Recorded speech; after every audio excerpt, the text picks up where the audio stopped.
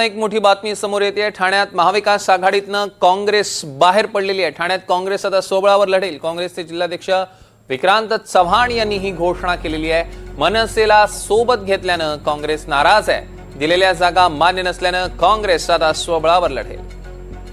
ठाण्यात मनसे ठाकरेंची सेना शरद पवार गट एकत्र लढणार आहे अशी माहिती अविनाश जाधवांनी दिलेली आहे। ठाण्यात शिवसेना, महाराष्ट्र नवनिर्माण सेना आणि राष्ट्रवादी काँग्रेस आमच्या तिघांचं गुणागोविंदाने जे काही जागा वाटपाचा कार्यक्रम होता तो बऱ्यापैकी आता पूर्ण झालेला आहे। एकाच जागेवर कुठेतरी कार्यकर्त्यांमध्ये वाद असल्यामुळे ती जागा थांबली आहे, पण बाकी बऱ्यापैकी आता आमचं सगळं संपलेलं आहे। नवी मुंबईत मनसे ठाकरेंची सेना आणि शरद पवार गट एकत्र लढणार आहे।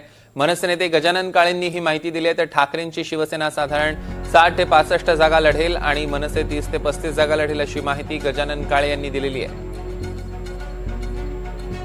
नवी मुंबईत सुद्धा शिवसेना, उद्धव बाळासाहेब ठाकरे आणि महाराष्ट्र नवनिर्माण सेना यांची सुद्धा युती झाली आहे आणि आमच्यासोबत राष्ट्रवादी शरद पवार साहेब यांचा सुद्धा पक्ष आहे।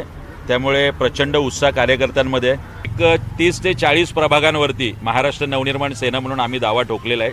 त्यातले एक 5, 25, 30 जागा तरी निश्चितपणे आम्हाला मिळतील।